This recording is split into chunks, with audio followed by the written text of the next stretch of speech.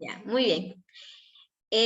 La clase anterior, que fue, me parece, el día martes, hablamos ya de todo lo que era la metodología de trabajo, ya nos presentamos y nos conocimos cada uno de nosotros. Y de igual forma también revisamos el sílabo, es decir, el contenido de la asignatura como tal, ¿no? Y dimos lo que fue una prueba de diagnóstico, perdón. Entonces, antes de comenzar con lo que vamos a ver esta clase, vamos a revisar brevemente la prueba diagnóstica que realizaron el día martes, ¿sí? Dígame, Freddy. Inge, disculpe, en mi caso estuve haciendo un papeleo para matricularme y no pude asistir a la clase. Ya. Quería saber si hay algún problema. No, no hay problema. Freddy, usted me dice que estuvo ocupada con lo de las matrículas, como tenemos todavía el periodo hasta el 3 de junio, entonces no hay problema. Justamente por eso no tengo todavía el listado, ¿no? Porque no terminan de matricularse los chicos. Gracias, Inge. Listo, tengo aquí 10 participantes, bueno, ese día también estaban, me parece, 10, tuve 9 respuestas. Me parece que tal vez alguien tuvo algún problema, no entendió cómo tenía que acceder a la prueba o cómo tenía que desarrollarla, o tal vez tuvo problemas de conexión, ¿sí? Si vamos a tener problemas recurrentes de conexión, deberíamos solucionarlos ahorita al inicio del semestre o dar notificación, ¿no?, al coordinador de carrera. Vamos a revisar la prueba diagnóstico. Decía lo siguiente, la primera pregunta. ¿Es la energía requerida para mover una carga unitaria a través de un elemento? ¿Sí? Teníamos 3 opciones: tensión, intensidad de corriente y resistencia. ¿Sí? La mayoría acertó, pero han estado divididos los criterios, ¿no?, entre tensión e intensidad de corriente. Recordemos siempre la ley de Ohm, ¿verdad? Nosotros tenemos un elemento conductor que puede ser un cable de cobre, se me ocurre. Entonces, para que exista el flujo de corriente a través de este elemento, tiene que haber una fuerza de excitación. Esa fuerza que le va a permitir que genere el movimiento de electrones, que se conoce como corriente, vulgarmente, por así decirlo, ¿no? Entonces, cuando hablamos de energía requerida para mover esa carga, siempre vamos a hablar de tensión, ¿sí? Entonces, ahí no se nos olvide, la energía requerida es tensión, y una vez que ya generamos esa energía, eso se llama, una vez que ya generamos, perdón, ese flujo de electrones, eso se llama corriente, ¿sí? La siguiente pregunta decía lo siguiente: una corriente alterna es una corriente que varía sinusoidalmente con el tiempo, permanece constante en el tiempo, ¿sí? Bueno, vamos a ver dentro de la asignatura en este semestre. No sé, sí, ahí está. Ya. Vamos a ir viendo, ¿verdad? En el siguiente tema, de esta unidad, vamos a hablar de las señales sinusoidales, justamente. Pero recordemos, nosotros en el primer semestre utilizábamos únicamente fuentes de voltaje de corriente directa, es decir, 25 voltios, 10 voltios, y no tenían variaciones. Pero, ¿qué pasó cuando ya por ahí en el segundo parcial, verdad, nos dibujaron esta señal sinusoidal con 110 voltios o 24 voltios de corriente alterna? Ustedes ya no podían resolver los ejercicios igual que los resolvieron acá, sino que aquí tenían que ir por fasores, ¿sí? ¿Por qué? Porque la señal variaba en el tiempo, es decir, teníamos voltajes positivos y teníamos voltajes negativos, ¿sí? Entonces, la señal sinusoidal es aquella que varía en el tiempo. ¿Qué más tenemos por aquí? dice lo siguiente. Establece que la tensión que se representa con la letra V, a lo largo de un resistor es directamente proporcional, ¿verdad?, a la corriente que fluye a través del resistor. ¿Qué nos dice? ¿Qué es lo que nos está diciendo? Que esa tensión es directamente proporcional, es decir, igual a la corriente que fluye a través de un resistor. ¿Qué es esto que acabamos de decir? Es la famosa ley de Ohm, ¿verdad? Que relaciona estos tres elementos. La ley de corrientes de Kirchhoff, eso lo que nos dice es que la sumatoria de las corrientes, de todas las corrientes es igual a 0, o que la sumatoria de las corrientes que entran es igual a la sumatoria de las corrientes que salen, ¿verdad? Eso nos dice la ley de corrientes de Kirchhoff, y la ley de tensión de Kirchhoff pues nos establece la sumatoria de las caídas de tensión, ¿verdad? Ahí nos habla de la sumatoria de las caídas de tensión. Voy a poner ahí, son igual a 0, ¿sí? Lo mismo acá, la sumatoria de las corrientes es igual a 0, ¿sí? Muy bien. Vamos con la siguiente pregunta. Nos dice, establece que la suma algebraica, ¿verdad?, de las corrientes que entran en un nodo es de 0, ¿ya? Lo que habíamos mencionado. Esa es la ley de corrientes de Kirchhoff, ¿sí? La persona que puso la ley de tensión de Kirchhoff, ¿sí? La ley de tensión de Kirchhoff, recuerda que es la sumatoria de las caídas de tensión, ¿sí? Tal como su nombre lo dice. Corriente suman corriente, tensión suman voltajes.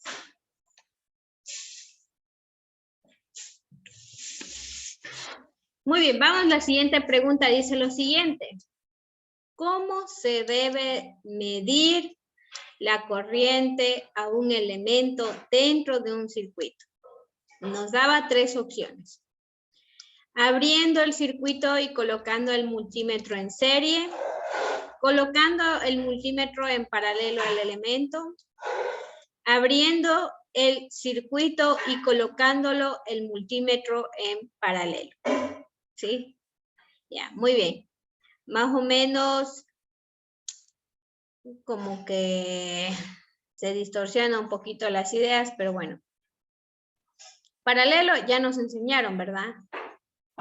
Resistencias en paralelo era cuando compartían el mismo nodo. ¿Sí? Entonces, por ejemplo, esta resistencia se quiere conectar en paralelo con la que está acá. Tienen que compartir los nodos, ¿verdad? Y si queríamos conectar resistencias en serie, pues comparten únicamente un punto, ¿no? Es decir, yo quiero conectar ahora una resistencia en serie con esta, ¿verdad? Comparten solo un punto, ¿sí? Y este tal vez esté conectado a más, y este tal vez, perdón, a una fuente en la parte negativa, ¿sí? Entonces, de esa forma, tenemos claro, ¿no?, el criterio de serie y paralelo. Pero ahora hay muchos elementos dentro de la industria, hay muchos instrumentos que utilizan variaciones de tensión o variaciones de corriente para dar su medida. Por ejemplo, los transmisores de presión diferencial que existen dentro de la industria para medir la presión, ¿sí? Por ejemplo, para medir la presión de una bomba neumática. Esta presión determina la apertura o cierre de esa bomba, ¿verdad? Entonces me parece que es de 0 a 4 PSI, me parece que es. Me recuerdo muy bien. ¿Sí? Entonces, un elemento electrónico nunca va a manejar valores neumáticos, nunca va a tener presiones. ¿Qué más se me ocurre? Fuerzas. Eso nosotros no podemos relacionar electrónicamente. Cuando hablamos de un dispositivo electrónico, lo único que nosotros podemos tener como referencia van a ser valores de corriente en amperios. ¿Sí? O para poder saber una medida, lo único que podemos tener, por ejemplo, son voltajes, ¿verdad? Que se miden en voltios. O tal vez valores de resistencias que se miden en ohmios, ¿sí? Entonces nosotros un dispositivo electrónico no podemos mandar, por ejemplo, de 30 grados o por ejemplo una termocupla que mida de menos 10 grados centígrados a 100 grados centígrados, se me ocurre. Ya. Un dispositivo electrónico nunca le va a poder dar eso, lo va a poder medir, sí, pero no le va a poder dar como tal esa medida. Entonces, normalmente lo que se hace es que este dispositivo se traduzca. Por ejemplo, 10 grados centígrados equivalen a menos 10 voltios y 100 grados centígrados equivalen a, bueno, pongámosle por ejemplo aquí, equivale a 1 voltio y 100 grados centígrados van a equivaler 10 voltios. ¿Sí? Esto entiende un elemento, un dispositivo electrónico. O por ejemplo, de 0 a 4 PSI, si son 0 de presión, va a ser 0 miliamperios. Pero si ya tiene 4 PSI, el transmisor diferencial le va a decir que tiene 12 miliamperios. ¿Sí? Entonces, esto entiende el dispositivo. Esto entiende el dispositivo. Señales de corriente, de voltaje o de resistencia. ¿Sí? Entonces, ¿a dónde quiero llegar con esta introducción? Que ustedes, dentro de la industria, tienen que manejar muy claro cómo medir voltaje, cómo medir corriente y cómo medir resistencia, porque con eso podrán verificar si está funcionando bien o no un instrumento. ¿Sí? Entonces, por ejemplo, vamos a decir que esta es una resistencia asociada dentro de un transmisor de presión diferencial. ¿Ya? Entonces, lo que yo tengo que hacer, ¿sí? Voy a dibujar aquí como un circuito normal, ¿no? Me ocurre. Perdón, voy a cerrar aquí, que esto es... Ya. Entonces, aquí, ya. Tengo la resistencia 1, tengo la resistencia 2 y estas están conectadas a una fuente sinusoidal. Ya, por ejemplo. O le podemos poner más, con lo que más hemos trabajado, fuentes de voltaje directa. ¿Ya? Y entonces yo le digo, verifique, ¿sí? Verifique que cuánta corriente está circulando a través de la resistencia 1, ¿sí? Sabemos que como es serie, pues la misma corriente que pase por aquí es la misma que está pasando por acá, ¿sí? Eso ya lo sabemos, pero no es a lo que vamos, sino que vamos a medir la corriente. Por lo tanto, nosotros tenemos que abrir el circuito, ¿verdad? Y colocar en serie con estas resistencias el multímetro, ¿sí? Entonces, si vamos a tener el transmisor de presión diferencial, que está aquí leyendo de 4 a 12 miliamperios, en la parte de atrás tiene unas borneras, ¿sí? Donde pasa la señal. Entonces, usted no va a venir con el multímetro, como vio que estaban ahí las borneras bien bonitas, listas para conectarlas en paralelo. Usted no va a venir con al transmisor de presión diferencial así. ¿Por qué? Porque lo va a averiar, ¿sí? Entonces, si hago esto, le van a llamar la atención, o mejor, si nadie se dio cuenta, le echa la culpa a alguien más. Ya, estos suelen costar de 700, 900 dólares estos transmisores de presión diferencial, y usted solo por hacer una mala medida lo acaba de dañar, ¿verdad? Entonces, Cuando usted le manden a verificar este dispositivo, usted va a tener que abrir únicamente un punto, colocar su multímetro, ¿sí? Y por el otro lado, me imagino que esto está haciéndose referencia, me parece como positivo y negativo, y por el otro lado conecta su multímetro al negativo. Ahí estamos conectados en serie y, perdón, vamos a tener una respuesta correcta, ¿sí? Bueno, me imagino que a estas alturas la mayoría de estudiantes que ya hicieron prácticas, que ya están un poquito más relacionados en el área, ya deben haber hecho varias veces medidas y lo han de haber hecho de la forma correcta, ¿no? Bueno, veremos un poco más en detalle esto más adelante, pero pues simplemente para que lo tengan en mente. Sigamos con la siguiente pregunta. Continuemos, dice. Físico alemán. Determinó experimentalmente en 1826 la ley fundamental que relaciona la tensión y la corriente en un resistor. Ya, si sabemos qué es la ley de Ohm, casi siempre todas las leyes que tenemos de física, de electricidad, pues se les asignaba el nombre del que descubría, ¿no? A la ley. ¿Sí? Entonces, el físico alemán que estableció la ley de Ohm se llama Georg Simon Ohm. ¿Sí? Un poco como un dato de cultura general, ¿no? Vamos ahí. La siguiente dice. Inventor estadounidense, patentó en 1093 inventos de tanta trascendencia histórica como la bombilla eléctrica incandescente, el fonógrafo y los primeros filmes comerciales, ¿no? Sabemos que quien patentó todos estos primeros inventos fue Thomas Alva Edison, ¿sí? Pero hoy en día ya conocemos un poco más la historia. ¿Quién ha escuchado la historia de Thomas Edison y Nikola Tesla? ¿Alguien tal vez que haya visto algún documental?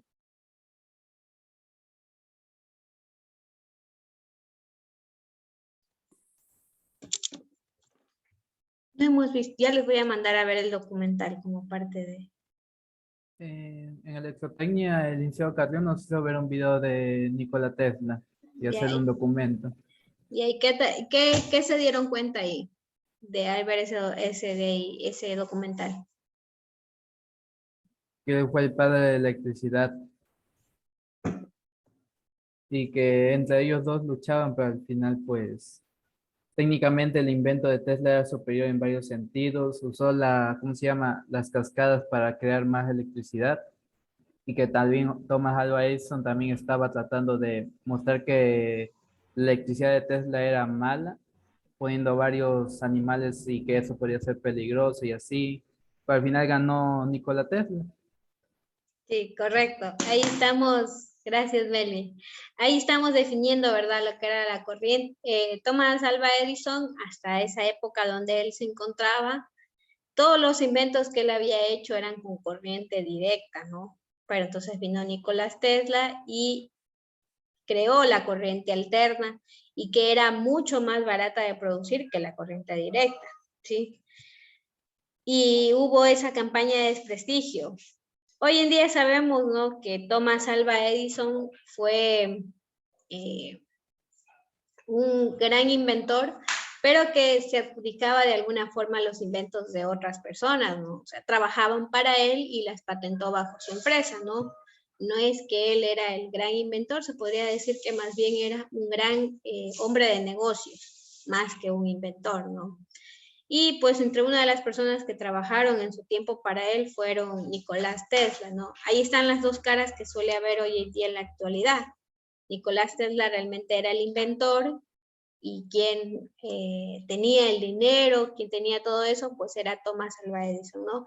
Y hasta yo me acuerdo cuando estaba en el colegio decían era el máximo inventor Thomas Alva Edison, ¿sí? Ahora en la actualidad ya sabemos que no es que era el inventor, era el que tenía el dinero para ayudar a generar estos inventos y fueron patentados bajo su nombre. No era un inventor, era un hombre de negocios. ¿Sí? Y Nikola Tesla era el inventor que murió siendo pobre, ¿no? Porque no era el que tenía esta visión. Ahí va también una de la historia que nos llama la atención, que está bien conocer, sí, pero tenemos que siempre llevar un poco más, ¿no? Muy bien. Vamos con el siguiente punto. Nos dice, es un elemento pasivo diseñado para almacenar energía en su campo eléctrico. ¿Cuál es el elemento que por excelencia nos permite almacenar energía? Tenemos capacitor, inductor y resistencia. ¿Quién? Bueno, ahí está clara la respuesta, ¿no? Siempre nosotros sabemos que todos los elementos que acumulan energía son los capacitores, en alguna, ni siquiera las fuentes de tensión, bueno, salvo que sea una batería, ¿no? Si es una batería, tienen almacenamiento de energía, ¿sí? Pero por ende están creadas con varios capacitores. Es el único elemento que nos permite acumular.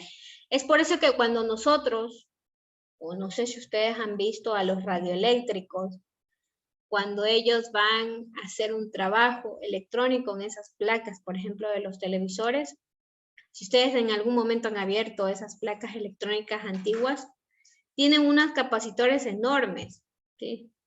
¿Qué hace lo primero que hace el radioeléctrico? ¿Qué es lo que hace cuando va a maniobrar esa placa? ¿Quién me dice o quién ha visto? ¿Quién ha visto el trabajo de un radioelectrónico cuando va a arreglar una placa?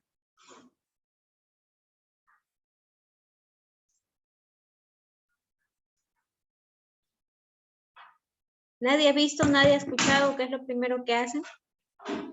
A ver, vamos a ver. Yo creo que revisar los componentes de la placa, si están sulfatados o ya están desconectados. Ya. Ver si es que están activos o no. Ya, muy bien, Freddy. Lo primero que nosotros podemos ver a simple inspección es si están sulfatados o si están perdidas los estaños, ¿no? Las sueldas, los puntos de suelda. ¿Quién más? ¿Quién me dice qué es lo primero antes de empezar a maniobrar? Tal vez Jaycee, ¿usted ha escuchado qué es lo que hace el radioelectrónico cuando va a empezar a trabajar en una de esas placas para arreglar un televisor viejo que le llegaron por ahí? Jaycee, ¿tal vez ha escuchado? No, no he escuchado. Ya, a ver, vamos a preguntarle a alguien más. Ángel, ¿usted tal vez ha escuchado qué es lo que suelen hacer? No dije, pero yo creo que primeramente tienen que analizar lo que va a ver, si tiene problemas o las conexiones. Ya, muy bien. Gracias, Ángel. Bueno, todos nos vamos a la idea del criterio, ¿no? Pero un tic que siempre hace un radioelectrónico cuando tiene una placa con estos capacitores enormes, lo primero que hace es descargar esos capacitores. Es uno de los primeros pasos que hace antes de empezar a hacer mediciones con el multímetro, antes de empezar a hacer cualquier tipo de cosas. Descarga los capacitores, porque imagínense, hay capacitores enormes. ¿Y a quién le ha pasado que se le ha explotado un capacitor? ¿Alguien que se le haya explotado un capacitor aquí?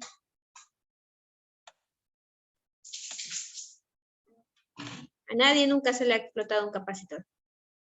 Esos electrolíticos enormes que se suelen manejar. Aprieto. Ya. ¿Qué pasó? Ya, a ver, cuéntame. Estaban haciendo un proyecto con un potenciómetro y le alzamos mucho y eso explotó como un sonido fuerte. Sí, es bastante fuerte el sonido, ¿verdad? No es que simplemente es una chispita, ¿no? Es bastante fuerte el sonido y entre más acumula energía ese capacitor, más grande será esa pequeña explosión, ¿sí? Entonces el radioelectrónico no quiere esas sorpresas y antes de empezar a maniobrar, él coge y descarga los capacitores porque saben que acumulan energía. ¿Cómo lo hacen? utilizando puntas de suelda, por ejemplo, la soldadora que nosotros tenemos, con eso suelen descargar, ¿sí? A través de los terminales del capacitor. Ya, muy bien. Vamos entonces, la siguiente pregunta dice, ¿cuál es el voltaje de un divisor cuyas resistencias están, la primera 2.2 kiloohmios, la otra 4.7 kiloohmios y la otra 6.8 kiloohmios, conectados a una fuente de voltaje de 24 voltios? ¿Ya? Muy bien, la mayoría lo hizo de forma correcta.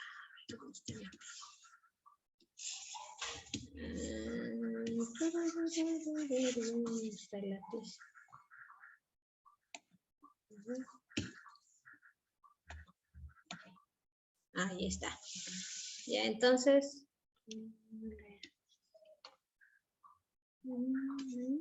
Ya. Muy bien. Entonces tenemos esto, ¿no? Tenemos 24 voltios. Bueno, no dice si es de corriente alterna o corriente directa, pero como estamos manejando únicamente resistencias, pues no había mayor novedad. Vamos a poner aquí una fuente de voltaje de corriente directa y vamos a conectar 3 resistencias, ¿verdad? 3 resistencias por aquí. Y el criterio del divisor de voltaje es bastante... vamos aquí, 2 kiloohmios, 4.7 kiloohmios y 6.8 kiloohmios, ¿sí? Les decía, ¿no? El criterio del divisor de voltaje es uno que ya conocemos, ¿no?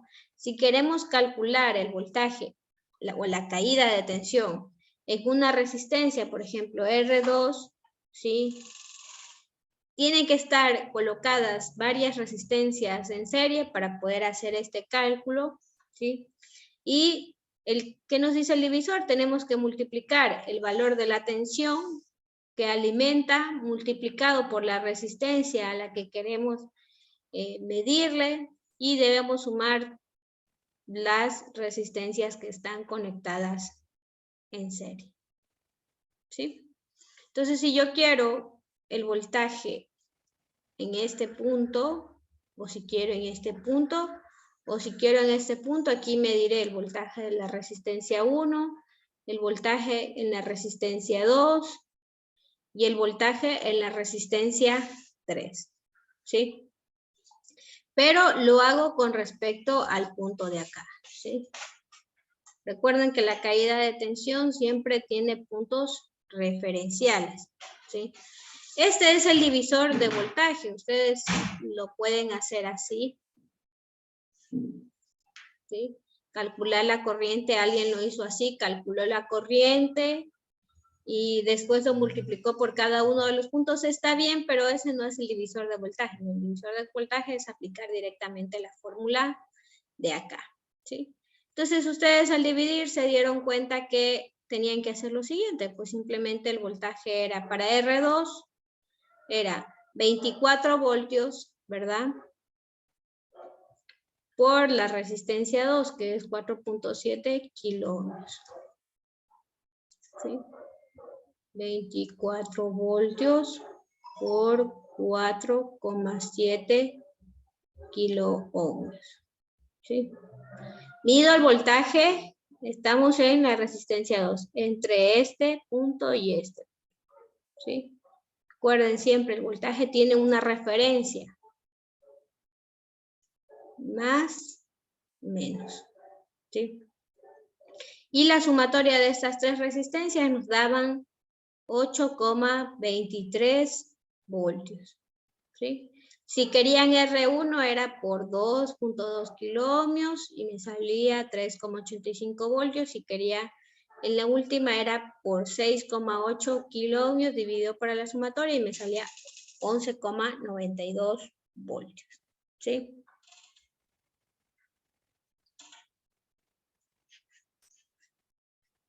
¿Sí? ¿Estamos claros hasta ahí? Quienes tal vez tuvieron problemas, Todavía no entendemos muy bien estos criterios, estas dos personas que están aquí. Revisemos, ¿ya?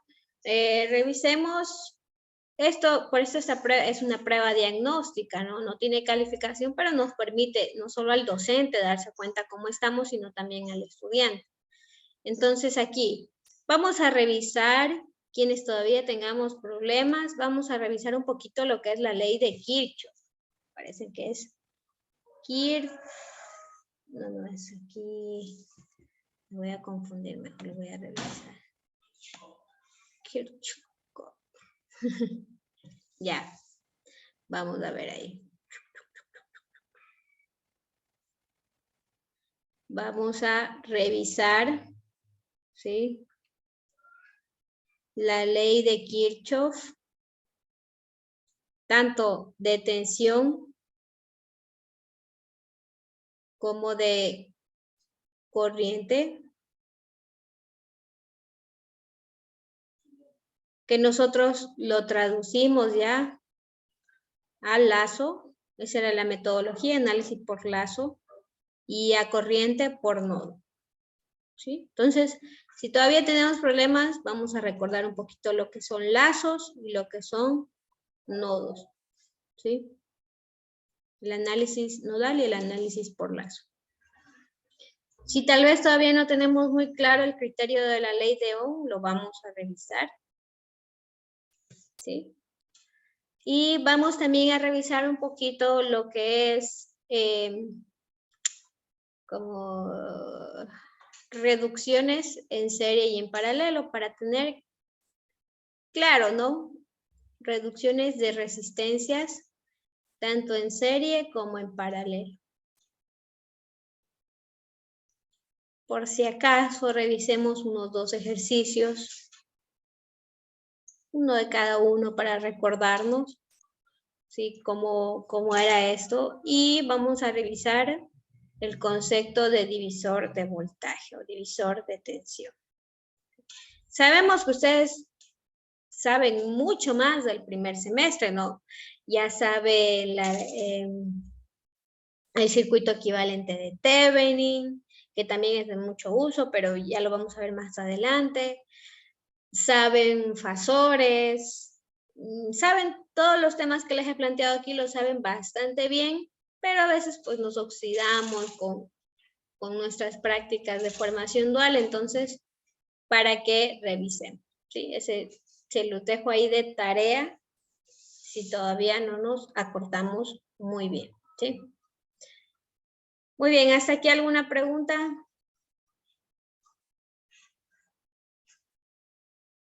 Muy bien, muy bien. Vamos a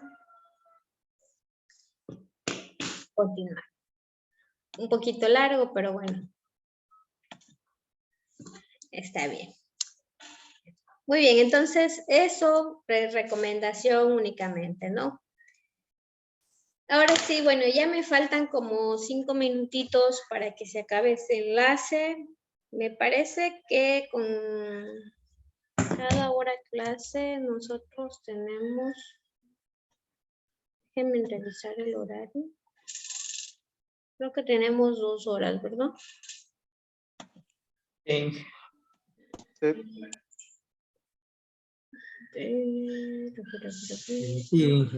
¿Hasta qué hora tenemos? Hasta la 1:20. 1:25. Ya. 1:25. Es sin receso, ¿verdad? Estamos justo sin receso, ¿no? Sí. Ya, muy bien. Bueno, vamos a salir un poquito antes, no se preocupen, para que no nos vaya a dar la gana. Ya, muy bien. Entonces estamos todavía dentro del tiempo. Vamos a repasar el tema, ya vamos a entrar ya en el contenido de la asignatura. El tema que vamos a ver primero, según nuestro sílabo, nos corresponde hablar de los relés y contactores electromagnéticos. ¿Sí? No son elementos semiconductores, como les había dicho que era el principal objetivo de la clase, pero está comprendido porque también se llama electrónica analógica e instrumentación, también está, ¿no? Entonces, también es parte de los temas. Objetivos de clase. Primero, vamos a definir qué es un relé electromagnético y vamos a determinar sus aplicaciones dentro de los circuitos electrónicos. Después vamos a explicar el funcionamiento del relé electromagnético, es decir, cuál es su principio para poder mover y cuáles serán los circuitos internos que maneja el relé electromagnético. Definiremos la simbología y los contactos, tanto principales como secundarios. Después vamos a definir qué es un contactor y vamos a determinar sus principales aplicaciones. Y por último, vamos a explicar una práctica que nos va a permitir entender o aplicar ya los conocimientos adquiridos respecto al manejo de un relé electromagnético. ¿Sí? Entonces, esos serán los objetivos de esta clase, que esperemos las podamos cumplir dentro del día de hoy, si no lo vamos a continuar el día de mañana. ¿Sí? El primer punto nos hablaba de definir qué es un relé electromagnético y sus principales aplicaciones. Cuando hablamos de un relé electromagnético, lo debemos asociar con una palabra bastante simple. Es un interruptor, pero que tiene un accionamiento eléctrico. Eso es un relé electromagnético. Pero ¿por qué se llama electromagnético? Pues porque cuando nosotros le accionamos con ese pulso eléctrico, se genera un campo magnético dentro de este dispositivo, lo que le permite abrir o cerrar el dispositivo para generar el paso o el flujo de corriente. Entonces, lo que les decía, algo que vamos a recordar de ahora en más del relé, o cómo lo vamos a ver como un interruptor. ¿Sí? Creo que como me falta menos de un minuto, mejor volvámonos a conectar para continuar, ¿ya?